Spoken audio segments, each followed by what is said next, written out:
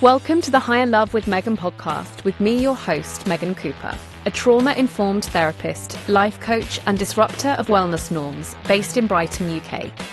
This isn't another nice-to-have wellness podcast. Instead, this podcast seeks to redefine what it means to be well in today's world. Here, we challenge the status quo, seek to reunite wellness with social justice and improve accessibility, diversity and inclusivity within wellness and beyond. As a listener, you are not here to passively consume. Instead, you are an ambassador for real, embodied, societal and systemic change in the world. As your host, I stand for radical self-inquiry and being able to have those confronting but necessary conversations so that we can remember our collective humanity at this time. We're here for the revolution and you've got a front row seat.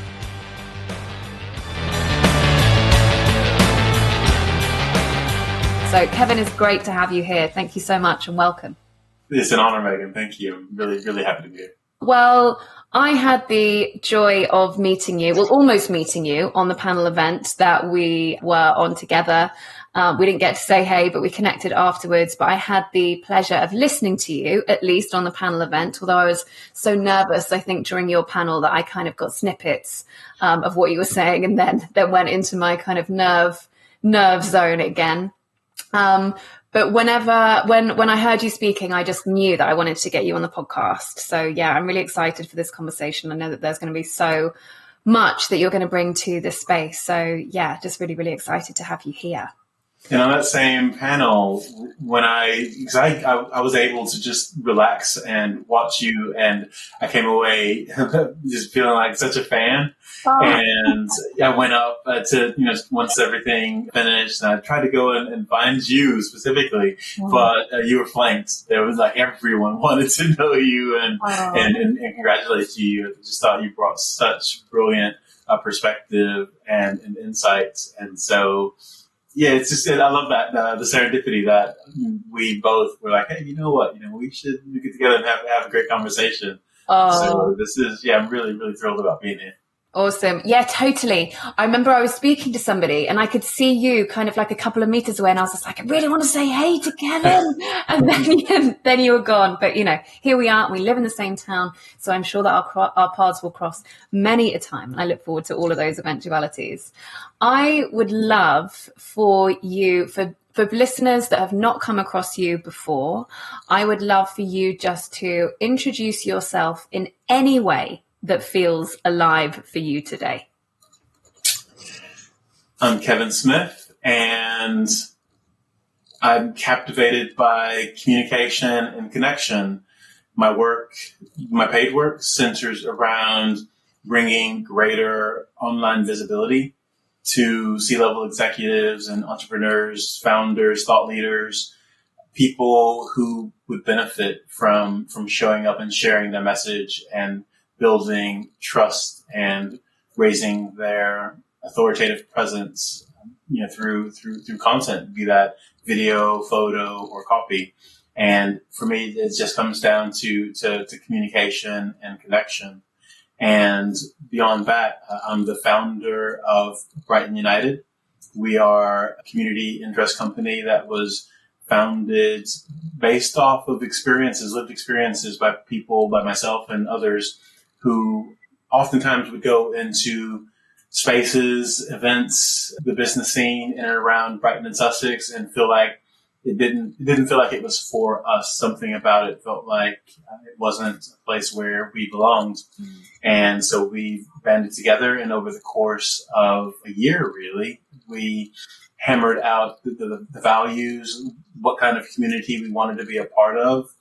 We collaborated. There were so many key individuals who contributed and helped us to have great clarity on not just what works for a segment of the community, but to understand what values do we share and do we all want to incorporate into this vision of bringing more inclusive representation to the business community and networking spaces and cultural art spaces.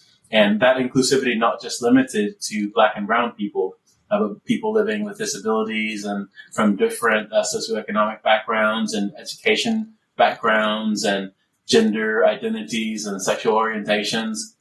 there are, there's a spectrum of us who in some way or another feel marginalized, or like these kind of commercial spaces are not for us, and that our communities would benefit, and there would be greater community wellness if we were able to nurture environments where more of us felt that sense of belonging.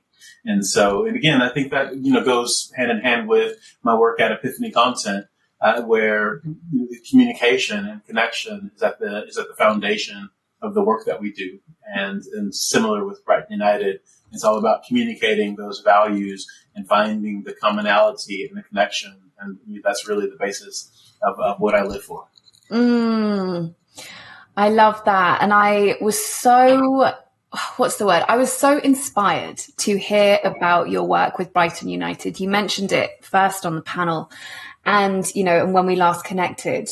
And it just sounds like such an amazing enterprise to bring forward, because Brighton in so many respects, and we spoke about this when we last connected, Brighton in so many respects is an open and diverse place in terms of, it's gay pride capital of the UK.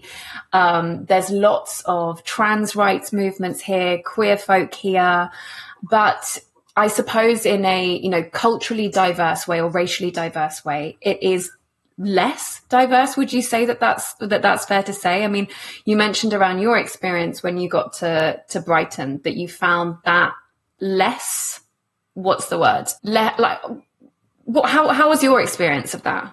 Maybe I'll just put that as a question. Performative, I would say. That would be the first word that comes to mind. It is a very progressive, inclusive-minded community in place. But you kind of hear that sentiment echoed often, is that it's a certain kind of diversity or inclusion for some. And I don't feel that it's intentional.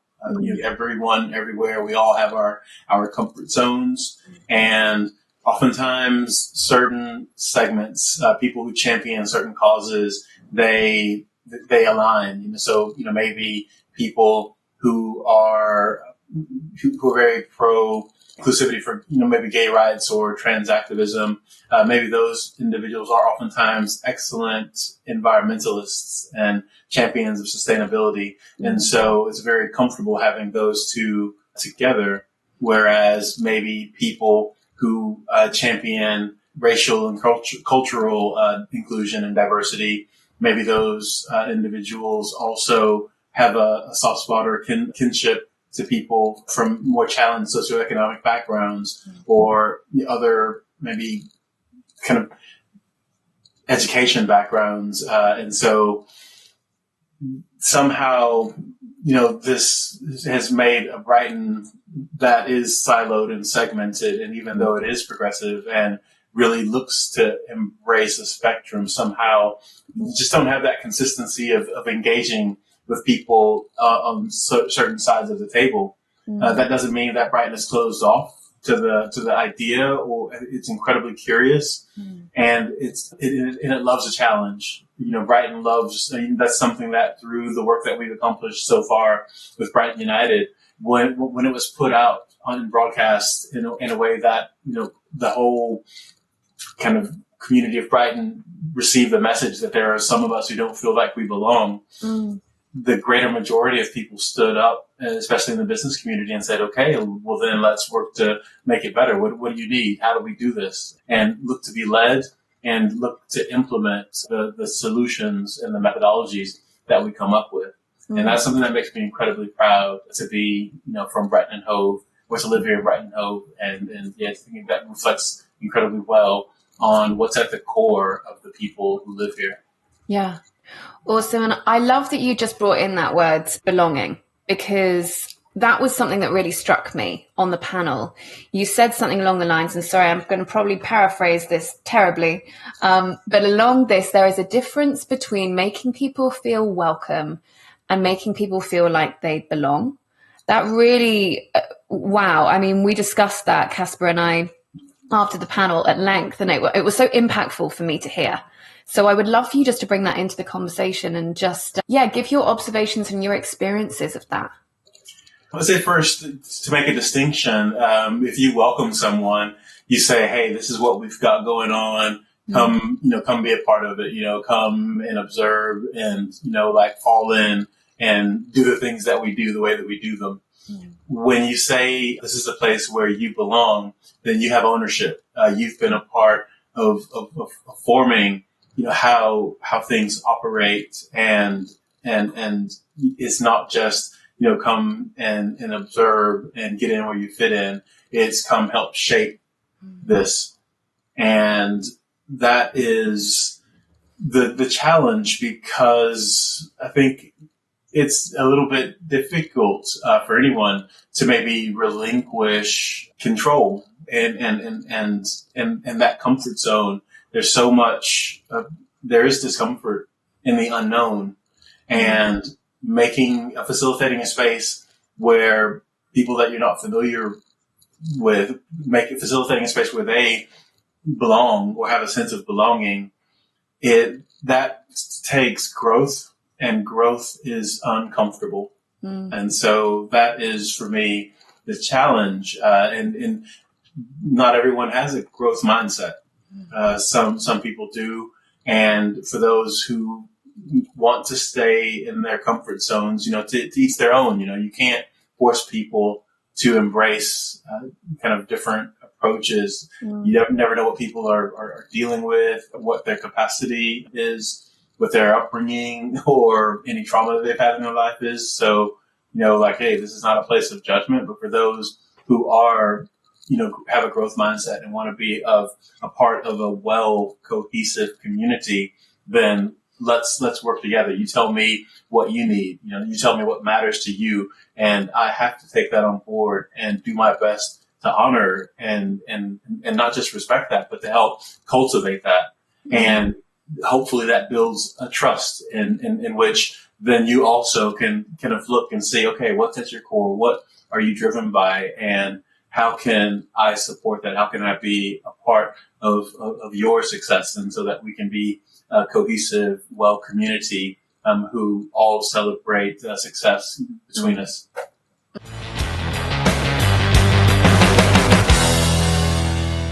Before we go on, I'd so appreciate you to hit follow or subscribe. If you're listening on Spotify, click those 3 little dots next to settings to rate the show. On Apple Podcasts, you can leave a review, or take a moment to explore how you can rate or review on the platform that you're listening or watching. This makes a difference. I truly believe we need to have more of these conversations to shake up the status quo. We'll beat the algorithm together with your clicks and shares. Now back to the episode. And so much of what you're speaking to there, I hear so much this theme of connection and collaboration, people really working together. And when we last connected, you put it so beautifully. I think that the word that you used was human alchemy. Was that you? Did I make that up? Yes. No, that is. Okay, great. Okay, good. We're on the right track here. And I just found that to be so interesting. And I know that you recently did a TEDx talk based in Brighton, which I unbelievably missed, which I'm still absolutely shattered about. But I would love for you to, and I know that your talk was obviously a whole talk within itself, so you can't obviously say the whole thing here. But I would love for you just to bring in this notion of human alchemy, because I know that it was around this kind of values and vision and people working together. So I think that would be an awesome thing to bring in. Okay, so I break down this concept of human alchemy into 3 components, and it starts with your values, and that's something that each and every one of us we should take on that challenge in life of really becoming clear in our values, what we stand for, and where those values have come from. Be they something that was placed on us by our parents or expectations of our community. Maybe there's some coach, that we have in the back of our minds, in our formative years, and we really admire them. Our values that's our compass, and that's what drives us. And so being clear on those values, where they come from, that's, knowing thyself, that's the first step, is know thyself. So I break it down into values, voice, and vision. And so after you are clear on your values, then it comes down to what do you want to be a part of? And that is the vision that you have for yourself, for your family, and for your community. And once you are clear on your values and you're clear on the vision that you have for yourself, for your community and your family, then it comes down to voicing that vision and voicing those values in a way that they can resonate with the people that you can envision collaborating with and working with. Mm-hmm. And essentially, Human Alchemy is all about innovation. It's coming up with unique solutions and ways of approaching the world and addressing it that take us beyond what we've known to this point. Mm-hmm. And to this point, there's been a lot of discord. There's been conflict and lack of understanding, a lack of belonging felt by people from different backgrounds and groups. But ultimately, if we are looking more for the resonance in terms of those values and in terms of that vision, then we will see there's so much more that we tend to share with people who otherwise we would just, maybe in a snap judgment, prejudged to be not like us or not a part of the vision. And so the real challenge when it comes to Human Alchemy is the voice element, because people communicate differently from different backgrounds and from different communities. Maybe there's ways of expressing yourself in the transgender community that we might not recognize if you come from a socioeconomically disadvantaged background. You may share values, you may share the vision for what you want to be a part of, but the real challenge is that growth element, stepping outside of your silo and your comfort zone and learning to communicate natively, growing to incorporate and encompass other forms of communication, and taking on this voice of others. And that's where the potential for greater collaboration and innovation comes from. And so being led, letting your ego go, and being led by people who share values and share your vision, and then learning to communicate natively with those groups. And so I say, because I'm very comfortable in corporate, very white environments, and it's something that goes all the way back to my schooling, and in university days. It was a really posh, private university, and so it's easy for me to communicate in accordance with people from that demographic. But if I take someone from, a privileged, maybe middle-class background back to where I come from, you come and sit and have dinner, with me and my mom and spend time in my community, that there will be a fullness of connection and communication that will go beyond the way that I can communicate in your kind of native environment. And there's more volume, there's more substance, there's more richness. And so that's what the challenge of Human Alchemy is being led by those who you think originally might be dissimilar, and learning to communicate more broadly, and then collaborate using this new tool, this new skill of incorporating the voice of others, being able to hear and respond to the voice of others when they're sharing their vision and their values. And that's that's something that really excites me about Human Alchemy, and it underpins the work that we're doing with Brighton United. And it feels so important at this time, what you're speaking to, of our ability, despite differing backgrounds, ethnicities, race, cultures, genders, ways that we identify, to be able to recognize that we're all ultimately working towards the same thing. Maybe we want it in slightly different ways. Maybe our way of going about it is slightly different, but finding ways to focus on our similarities versus our differences. I spend a lot of time hanging out in comment sections on social media, which, for better or for worse, but I find it interesting to look at, the kind of, to get like a little bit of a gauge and kind of social thought. In some ways, it's like the cesspit of kind of human interaction. But also, I think that there is a really interesting observation of people who are working for the same thing, but start to pick apart one another who are, maybe saying it in a slightly different way to them.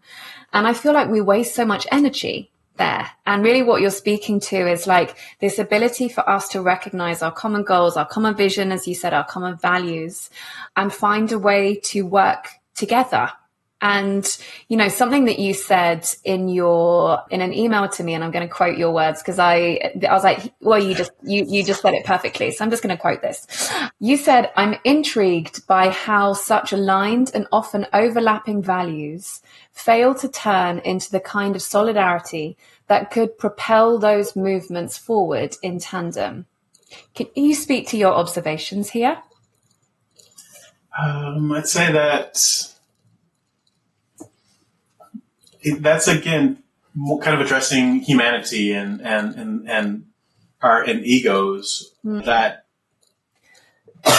that's something that really limits us, trips us up, and I think that maybe it's just kind of very normal in the Western world to approach the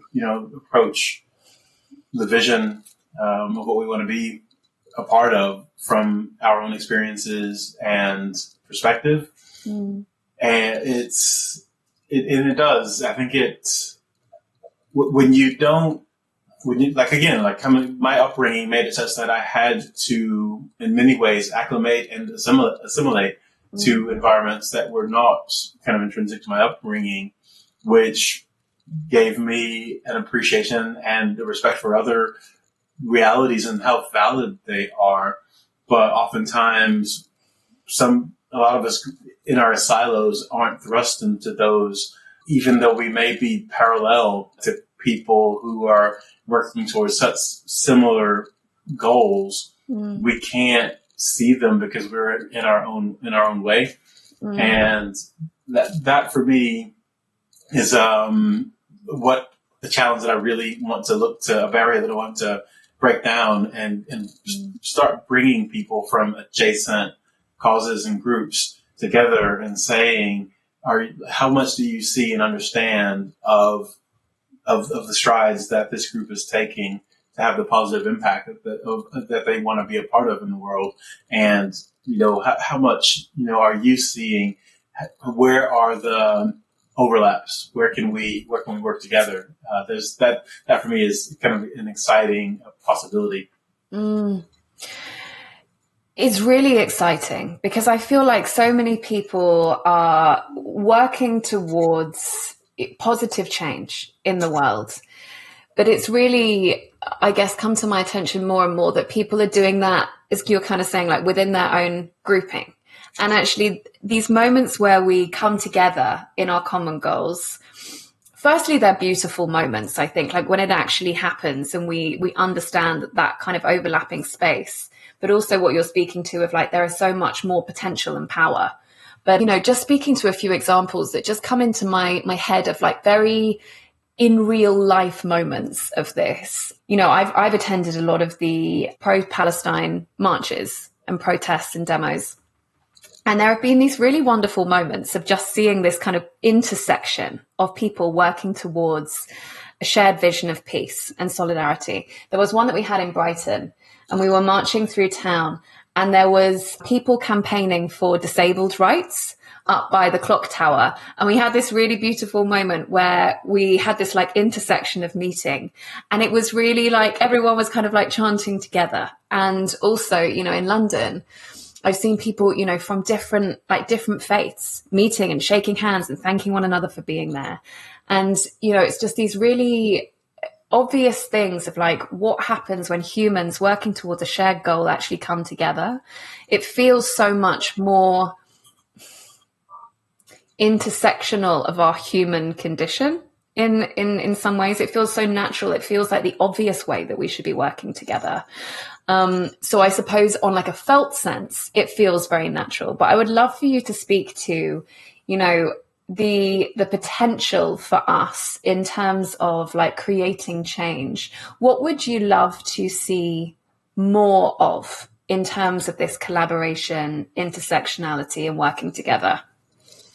I would love to see individuals who feel marginalized or disenfranchised, hard done by, I would love to see them put their grievance to the side and use their energy to fight for a cause or a group that is not similar to them in any way. And because that for me isn't much more powerful, way more efficient. So, and something that opened my eyes to that potential was this International Women's Day. I went to an event at one of the co-working spaces here in Brighton at Platform 9.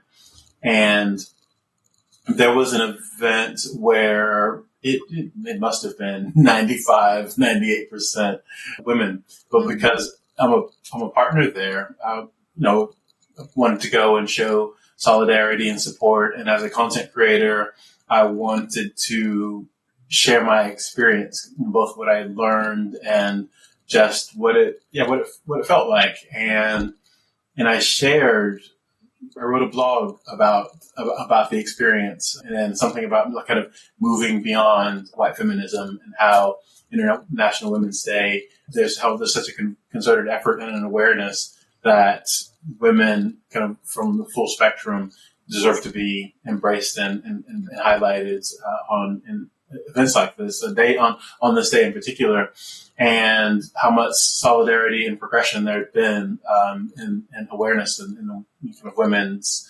kind of rights and equalities movement recently. And it was just a learning experience for me. And I just matter of factly shared, this is what I experienced, what I've learned. And the number of women, who came back and said just how much it meant to them that a man showed up, with open ears and, that I wasn't trying to dictate any narratives or take up any space, and just like, let me sit down, shut up and listen and learn and see what I can do to either to be better or to also encourage other men to follow suit and be better supporters and allies. And it never occurred to me how much of an impact and how much that meant to just show up and listen and, be attentive and kind of learn and then to share that message. And I realized I have a lot more, I can influence most men in a way that kind of supersedes how a woman with the same message who's aggrieved, how much impact they can make. And so I'm like, you know what? I have a responsibility to represent because I know what it feels like to be marginalized, or to be made to feel small, or like I don't matter as much. And it doesn't matter if I'm using my experiences and my power to try to uplift Black and brown people or women or, people living with disabilities, because there's that common thread of knowing what it feels like to feel excluded or be made to feel insignificant or like you're of less value. And, but I can make standing up for others, again, kind of goes back to the whole core of Brighton United. Like, tell me what you need. Tell me how I can support you, what matters. And then I will put my energy and my focus into helping to make that materialize. And, likewise, I feel like that's where the real impact can be with creating the kind of community that we want to be a part of, the kind of world and being the example for the harmonious world that we all envision. It's taking my grievance, setting it to the side, and like, here, you tell me, how can I support you? Because I know what it feels like, to be marginalized and aggrieved. And I'm going to put my energy into supporting you, into helping prop you up. And then likewise, in turn, you pay that forward to some other group, and it's like, that's the circle, that I want to be a part of. You just said that so beautifully, like so beautifully. And oh my goodness, there's so much I want to say to this, but really reminded me, I was having a podcast conversation yesterday with Miss Anne Harriman. I don't know if you follow him. He's a photographer and an activist, and he became a lot more well-known during the Black Lives Matter movement. He photographed a lot of the protests based in London. And he does so much protest photography. But I was interviewing him yesterday, and he does so much activist work. He's an ambassador for Save the Children, Choose Love, and he has this. He was in the interview with a T-shirt saying "Global Feminist," and he and he was talking about the Women's March that happens in London, which I didn't even know was a thing. I mean, unbelievable! I don't even know that was a thing. But it's marching for what I understand to be, against violence towards women and abuse towards women. And he was like, I photographed that march and it's just women doing that march. Wouldn't it be great if men did that march too? And I was like, yeah, like for sure. And what you're speaking to there, I mean, Kevan, I love that you went to International Women's Day. That is amazing. I'm such a fan of you for that. And to just be there with so much, I think it's how we can all be, right? And I think this is also where that word responsibility comes in. I really also see it, echoing your words, this moral responsibility to look at my blind spots, to look at ways in which I'm complicit to creating or perpetuating harm, to not understanding or not fully knowing in a way that I can the lived experience of other people, and deciding how I can be of service to that. I mean, it just for me seems like an obvious moral responsibility that we all have if we want to live in a world with less division, with more unity, with more understanding, more acceptance. So I love the way that you just phrased that, this responsibility piece. I think it's also this idea of becoming comfortable with being uncomfortable. And that's, I don't know, not everyone is. But I think if we can, again, it's communication. If we embrace connection and communication, people who do experience being uncomfortable, and then, maybe the elation or the connection, the growth that comes as a result of being uncomfortable, and then sharing those stories, that is how other people can maybe look to emulate behavior, or they know what's possible. And so we not only have a responsibility of immersing ourselves in unfamiliar environments and being led by people, that we may not, initially be comfortable around, but we also have, the responsibility to go and communicate and express that. And so, yeah, I think that's another skill or something that, we have to incorporate is storytelling. And also it's a great, like we do an amazing work by going and, brick by brick, building the community, getting our hands dirty, doing the work, but then also communicating to others that process, what's possible, what we manifest, and like what's now tangible, as a result, and getting other people excited about that uncomfortable growth as well. So that's another probably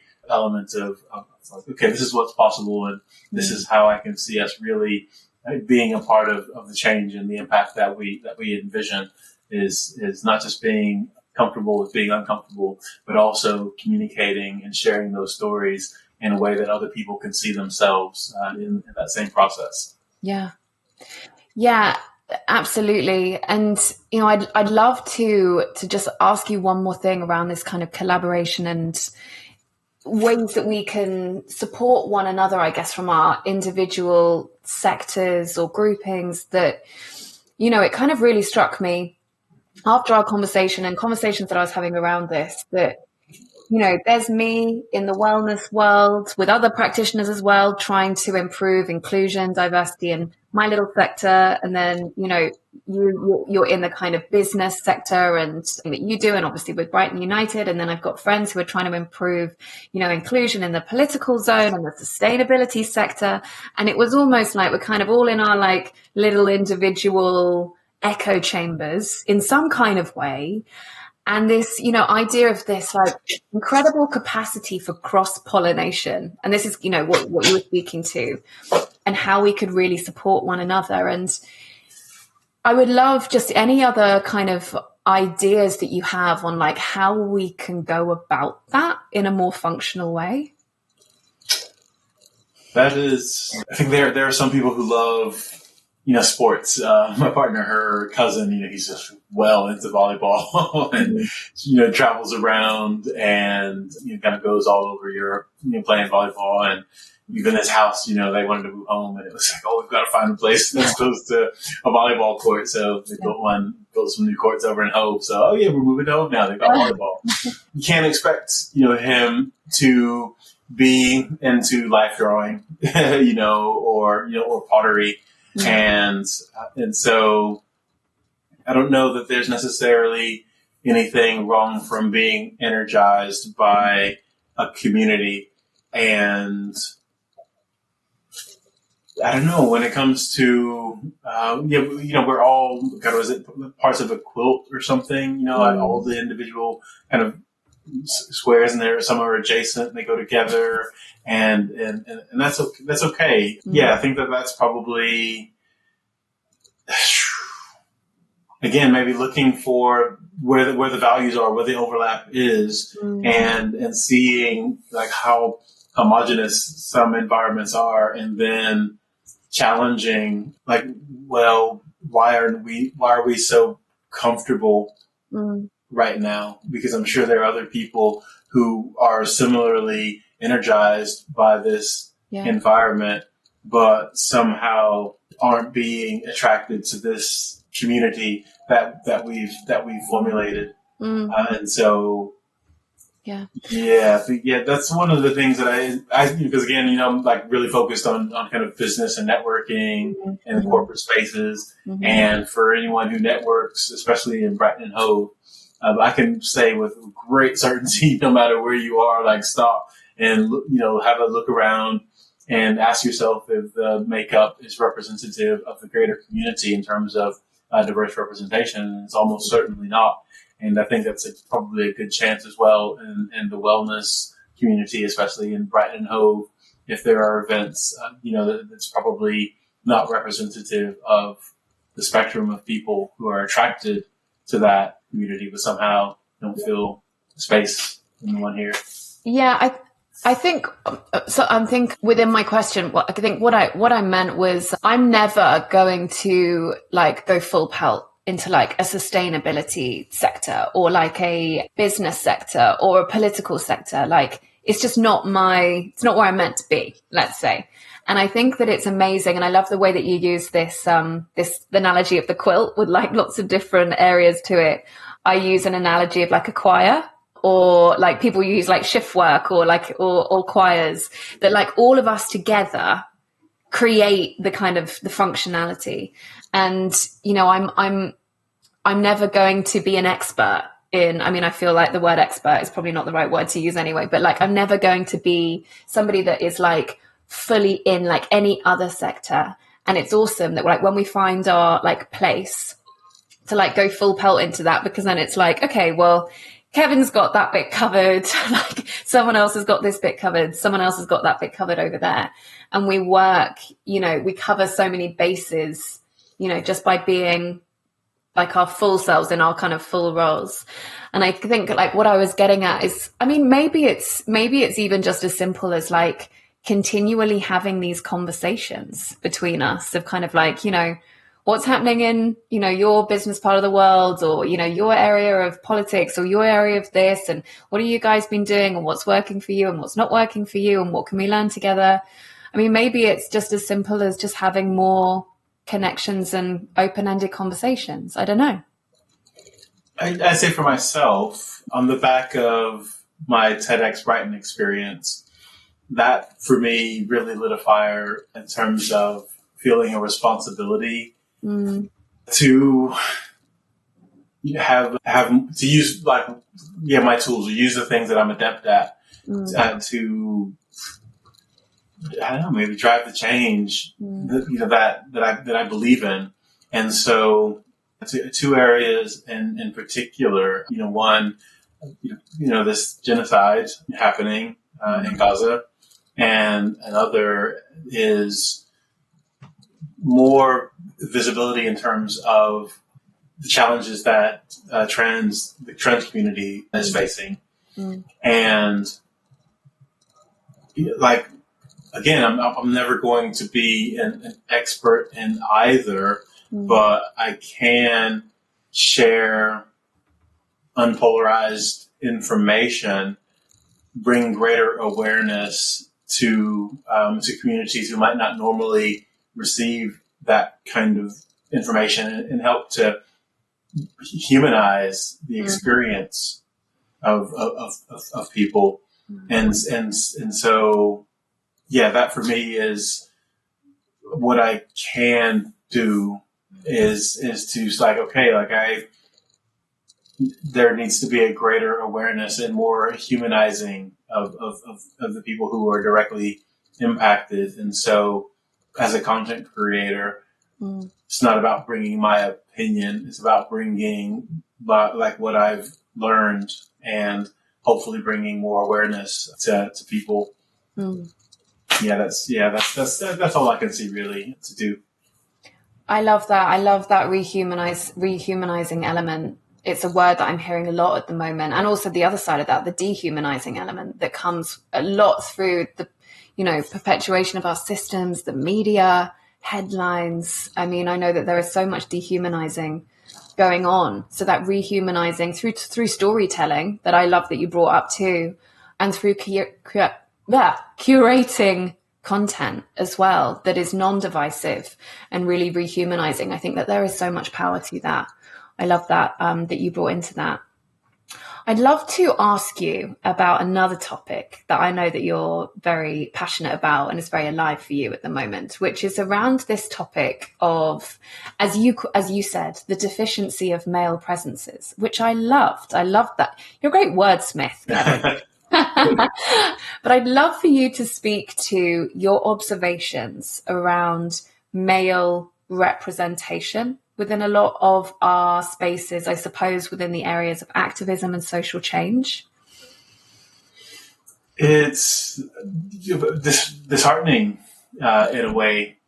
And I've been kind of taking on quite a bit of content to better understand this male condition and where we are, how we got here.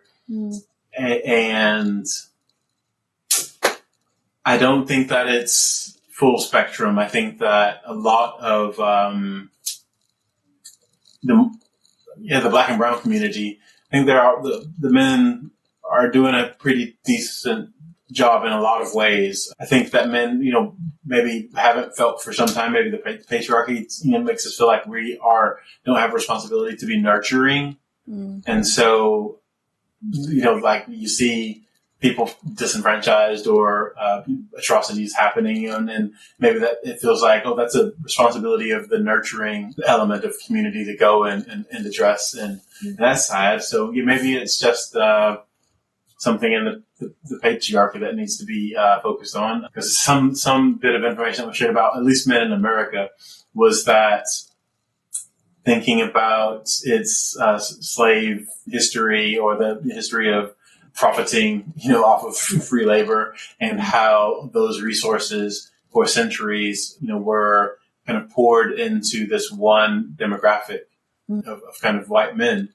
And so science and like business, you'd go to Tinder, and it would just be other white men, a boardroom.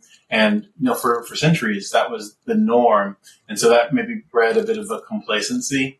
And now that there's an awareness and more of an inclusivity and more competition, that has made it such that maybe men aren't used to having to work hard to achieve or to be, progressive, maybe a bit of entitlement.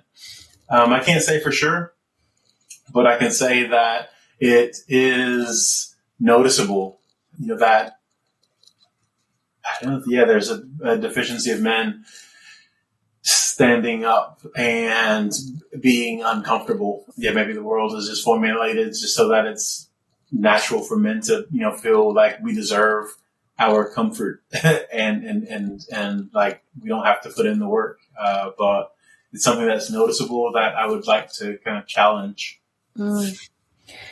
It's such an alive conversation in our household. Again, just the same photographer and activist, Miss Anne Harriman, did a video about 6 months ago. If you haven't seen it, I'll send it to you. It's an amazing video. He talks about how the highest proportion of people who come to, acknowledge him for his work are women.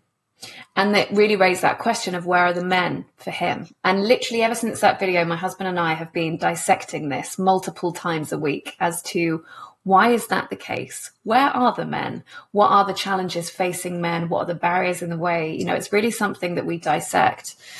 And, something I suppose that comes up for my husband within all of this, as you know, my husband is a white middle-class man and recognizes that his demographic of people are probably the people most missing from these spaces, but coincide with the most people that sit next to the levers of power tend to be white, middle, in fact, within our country, kind of upper class men.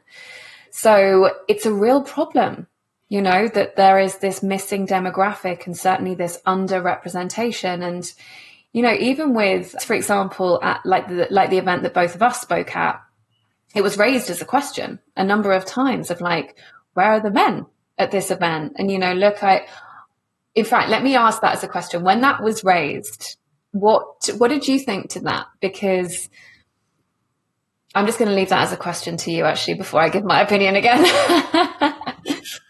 I'd say maybe, okay, I was the photographer. I did some video for a project recently. There's this community group, A Seat at the Table, and they are a grassroots organization here in Brighton who are just working similar to Brighton United to help marginalized groups have a seat at the table, have a place, have a sense of belonging. They put together an event that was a post-Eid celebration. And so this event was just Muslim, it was for Muslim women and children. It was for the community, but it was a post-Eid celebration. And so they wanted a safe space where Muslim women and children could come and be themselves, essentially. And I was, the only man who was there, and it was just because I was doing photo and video, and it was a massive honor to be privy to this. And towards the end, there was this bouncy castle. They had a couple bouncy castles for the kids. This bouncy castle guy shows up at 5:30 when the event's supposed to be ending. Kids everywhere, their parents, maybe some of them, they were having a celebration with the women, were in a different part of the building. So there were still some kids on these bouncy castles at 5:30, and this guy showed up, and he wanted to go home, he wanted to pack up, just do his job, go home. And out of nowhere, I heard him kind of yelling at the kids, because I was outside photographing some people, and I heard this guy yelling, get off of it, get out of here. He was on the bouncy castle yelling at the kids, and I saw him push one. And so I stormed in from outside. It's like, what are you doing? You're bullying kids, what are you doing touching people's kids? And he was like, oh yeah, well, but they weren't following instructions. It was time for me to go home. And I wasn't about to let this stand around with this guy bully, this Muslim community and their children. But it struck me, a couple minutes in, that this beautiful, harmonious environment, all of a sudden, the only two men here are having words with each other. And even though I felt like what I was doing was right, it was also shameful that this is the reality of having men and spaces. This happens. Men bring an energy that's oftentimes toxic and based in conflict.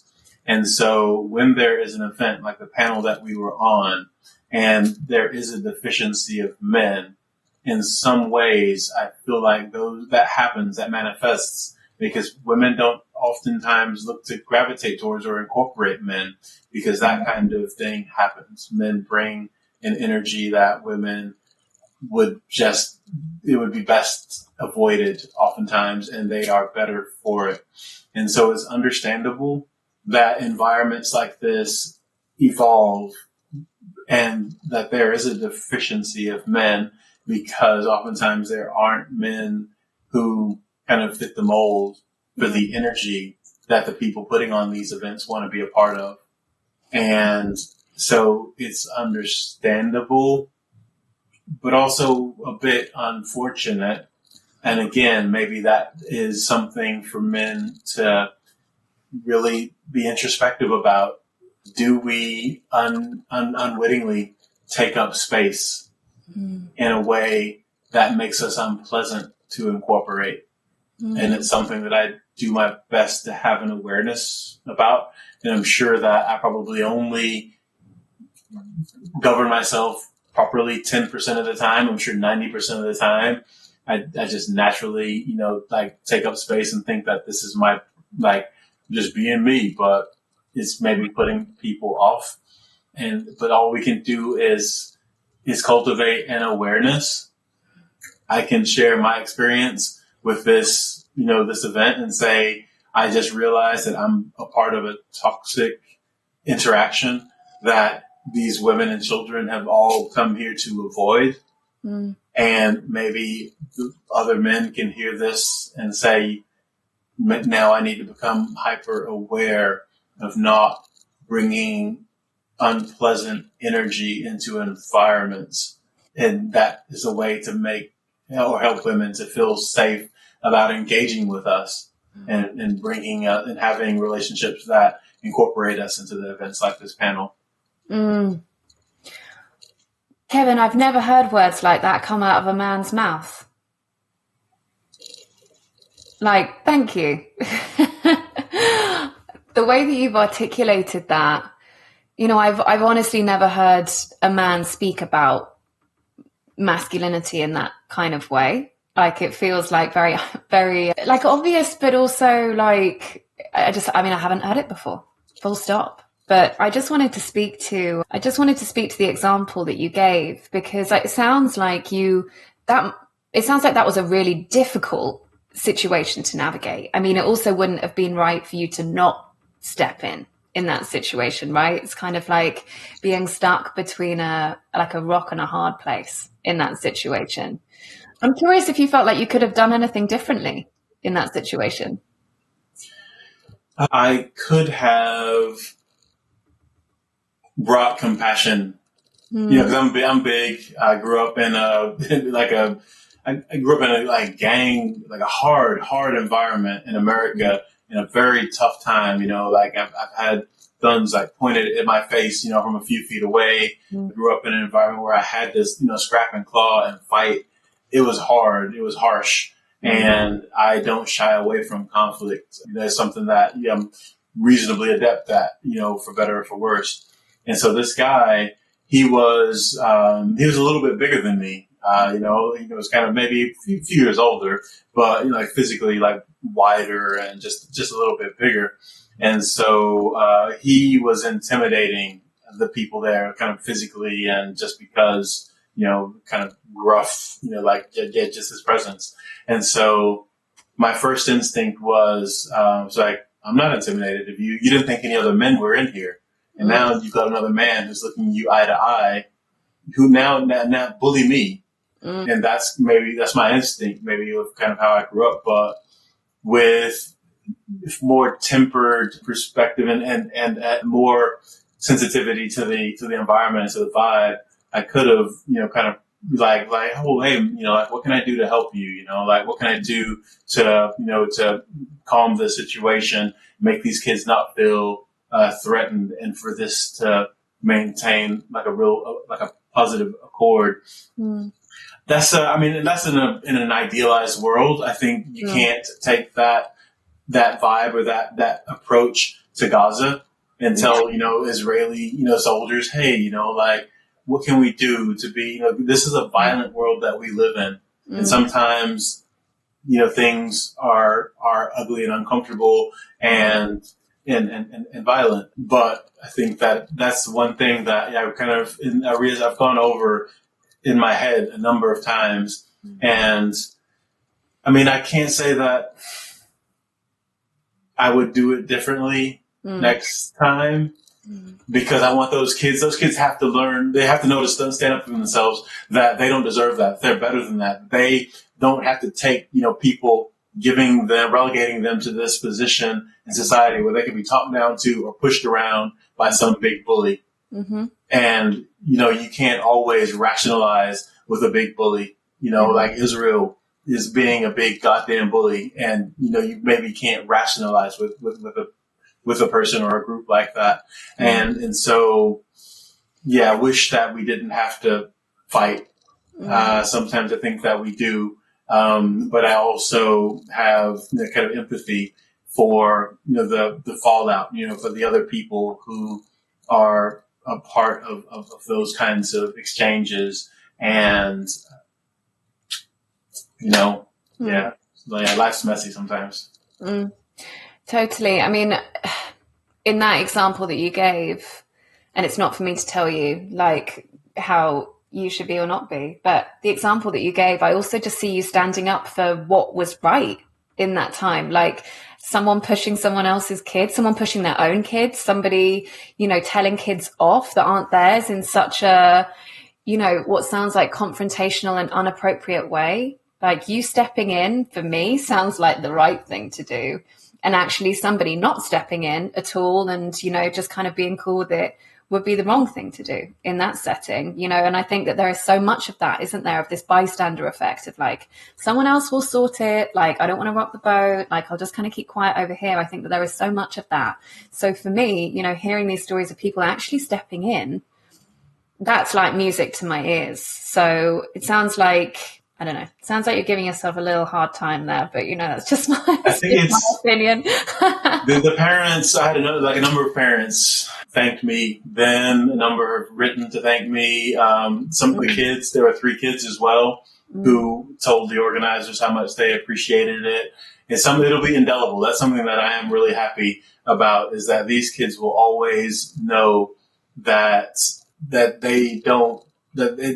they're not in this position in society where they have to take that, and that they also have responsibility to stand up, for the disenfranchised, or the people, who can't stand up for themselves. They will always know that is what being a responsible member of a community and a responsible citizen is all about. And again, it's cross-cultural. This was a Muslim community. Most of the people there were expats. And so for like a Black American, to come, running to their defense, that's what being human is all about. So I feel like there was a lot of positives to take away from that, but it really breaks my heart that in such a beautiful environment where people just wanted to come and celebrate and be a part of community and love and connection, here are the 2 men in the vicinity, standing toe to toe with raised voices. And that, I guess, it's just not, it's just not great to be a part of that. It's also stigmas being Black, and having this angry Black man, kind of rhetoric or kind of like that's been associated. If you like stand up for yourself and say what you feel, similar to being a woman, it's like, oh, she's hysterical. It's like, no, she's, aggrieved and just kind of trying to express like what you've done, that's unreasonable. And that is not hysterics. That's a person who's sick of the bullshit. Mm-hmm. And so, it's complicated, it's quite complex. But I'm also, I feel like those are the values that I was raised with, is that you don't stand around and watch people being bullied, and stand up. If there's one thing I have, it's like I was born a big man, and so do your best to use that for good. Mm-hmm. I mean, I hear what you're speaking to. There's almost so much within that example, and this is why storytelling is so important, right? Because there's so much that comes from it. But I hear what you're saying, that in that example, the interactions happening between the only 2 men, at the event, and what does that say about the whole arena of men or the masculine? What does that say, within that? But then also I hear this other layer of, you standing up for what is morally right in that situation.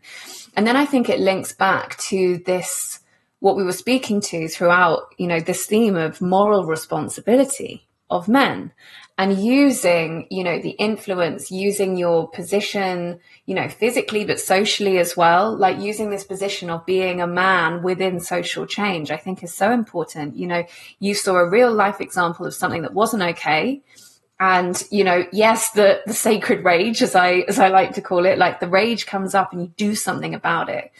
And I feel like there is this invitation right now on the planet with everything that we're seeing happen and what you're speaking to as well, for like, where are the men? It's like this moral responsibility for men to continue to step in, say that something isn't right, name it and claim it and do something about it. And I feel like that's what you're speaking to as well in this example. But it's also, I don't know if you know Sam Thomas. Sam is just a beautiful human and doing great work in and around the Brighton and Hove and beyond community. And his mission in life is bringing more awareness to men's mental health and addressing the heartbreaking numbers that men are harming themselves by. And, that comes from somewhere. There's an epidemic where, men are harming themselves disproportionate, to women, or just I guess maybe there's a demographic of men as well, even to take it beyond. And I think that same demographic are the ones we are also looking to say, hey, like, where are you? Like, we need your support. You have the power. You can, like, help to do so much to move the needle, to drive the change. And I think they're related. The fact that maybe there's a demographic of men who are not there, but then there's also a demographic of men who are struggling in terms of their mental health. And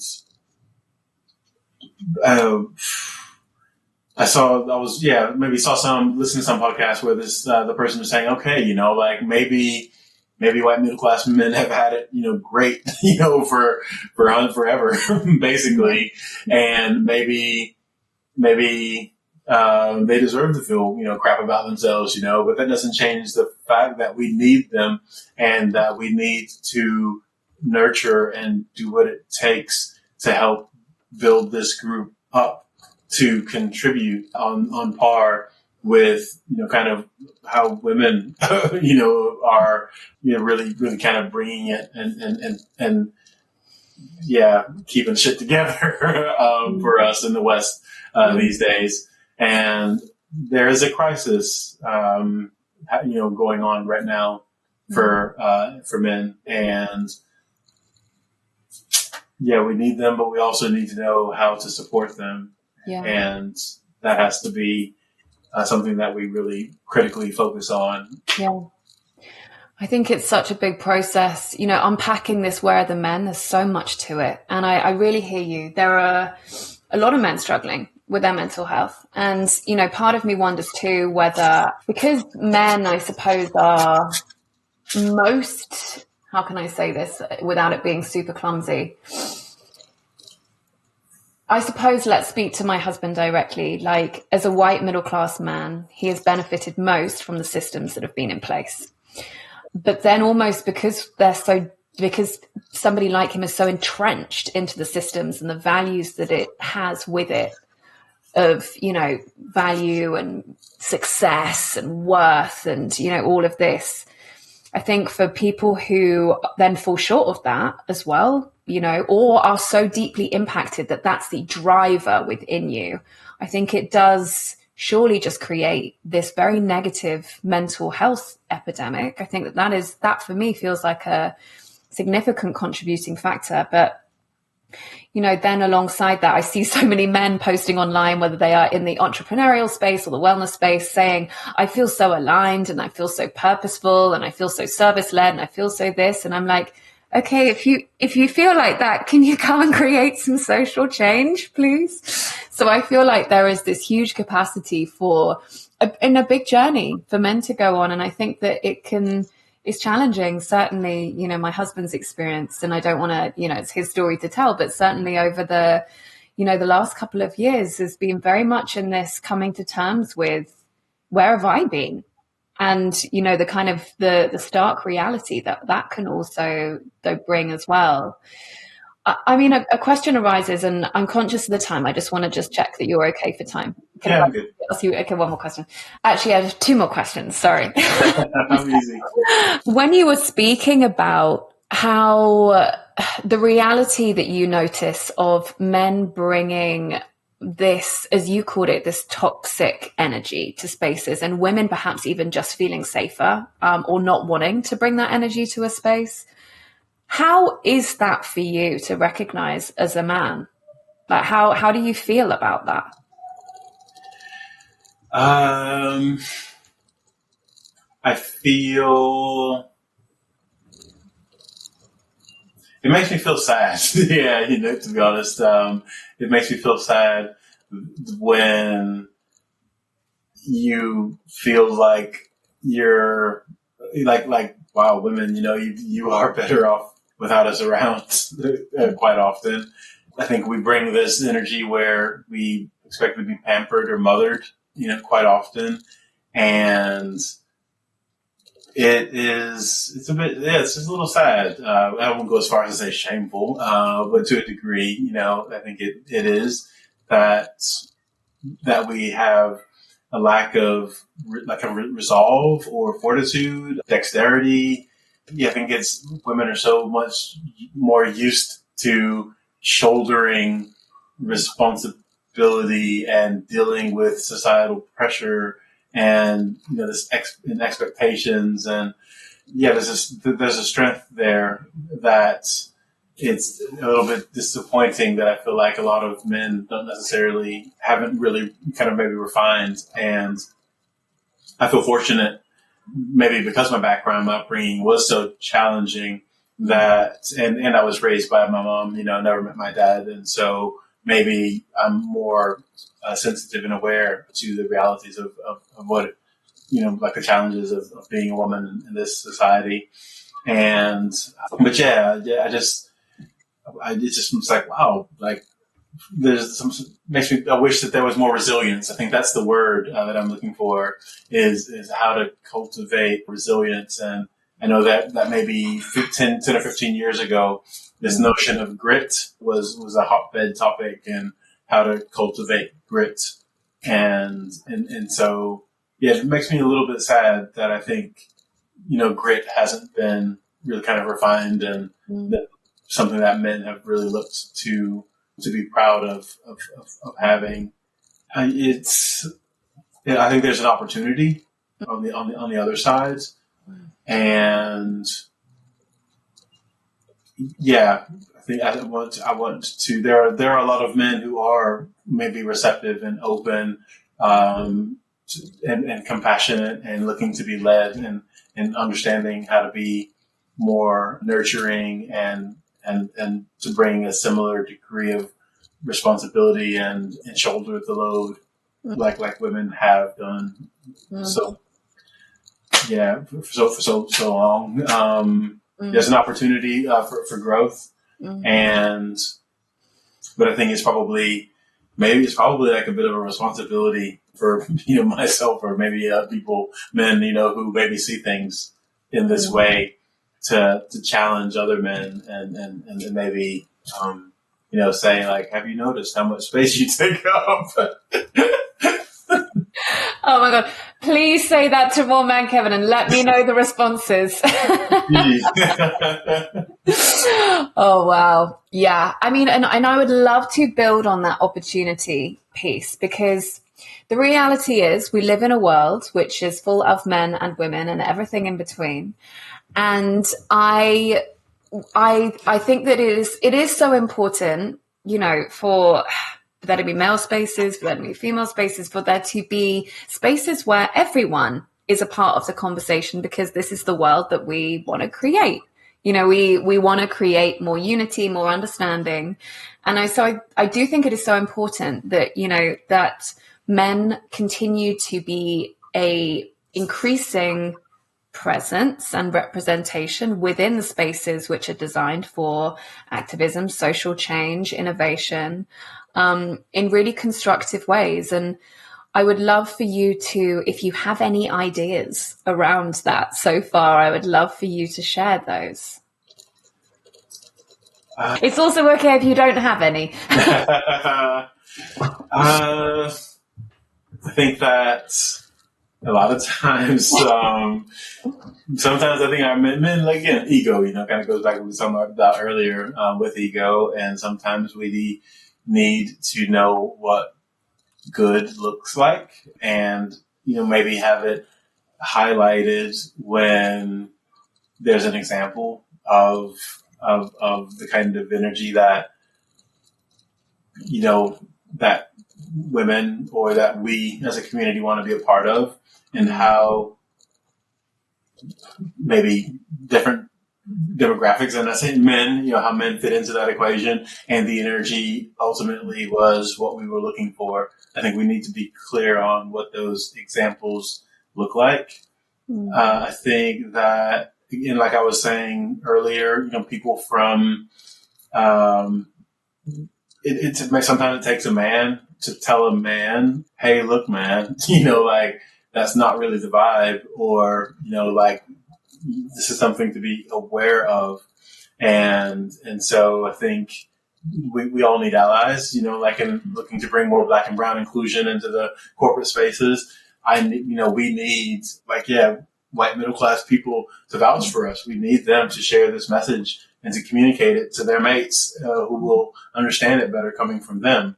And so likewise, I think that to have more men and kind of maybe nurturing women led dominated spaces, that takes ambassadors to, on one hand, maybe recruit, and on the other hand, disseminate information. It's like, hey, look, this is like how we need to show up, and this is what we need to be aware of. This is something that we are doing unwittingly that is unpleasant and, you know, brings the wrong vibe. And so communication, storytelling, and having, you know, like, people who can bring the message, and then also, and like having women, if you find someone who is maybe open and receptive, and then saying, hey, you know, this is something that tends to happen at events that is kind of unpleasant or breaks the energy or takes us off focus, you know, and having those discussions, and then now I can, you know, maybe go and spread awareness and, talk to other mates, to have better understanding.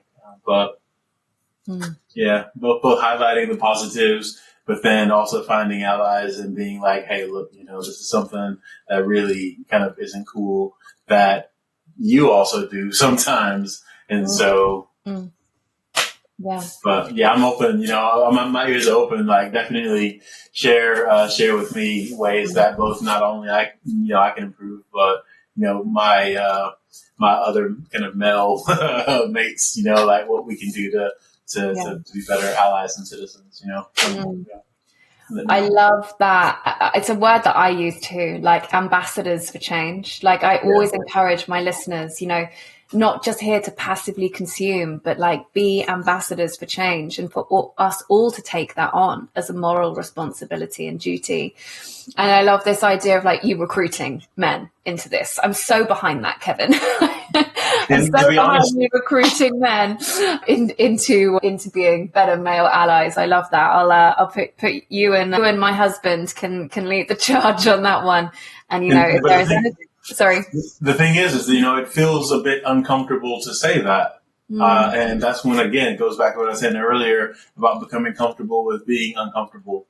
And so I think that's when you like to know that, all right, this probably does need to be said. You know, sometimes it feels uncomfortable to apologize, to my partner. And, but it's like, all right, that feeling of uncomfortable means that I definitely need to go and be clear about, all right, I could have done things differently or better, and you didn't deserve that.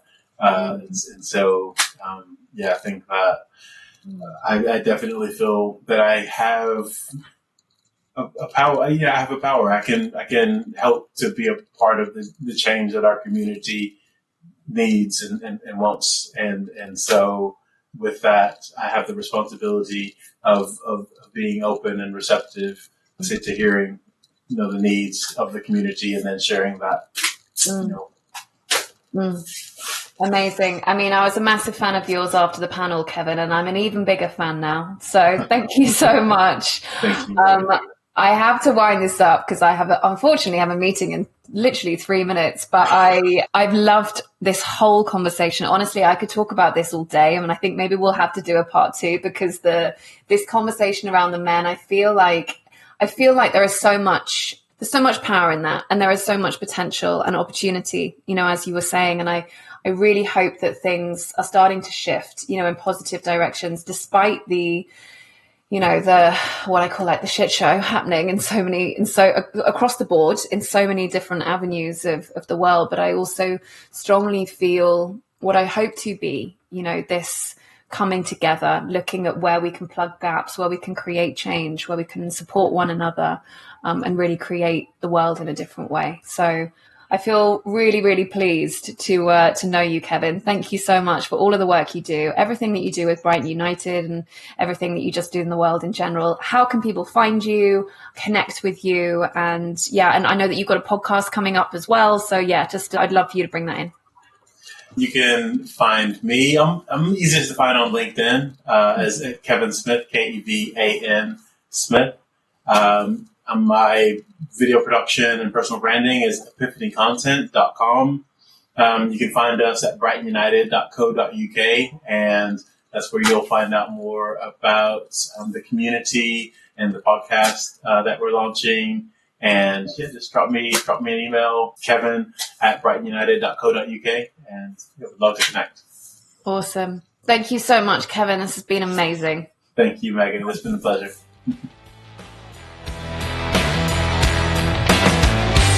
Thank you for listening. It's great to have you with me on this journey towards higher love for all. Our time is our greatest commodity and gift, so thanks for investing it in yourself and sharing it with me. Please do take a moment to rate and review the show, all of which enables more people to find me and for me to connect with more great guests each week for both yours and my enjoyment. All links, references and contact information is detailed too within the show notes. And I always love to hear your feedback, so feel free to hit me up on my Instagram at higherlove_with_Megan or via my website higher-love.com. Send your takeaways, and if you enjoyed this episode, please share or send on to someone else who would benefit. Until next time, big love.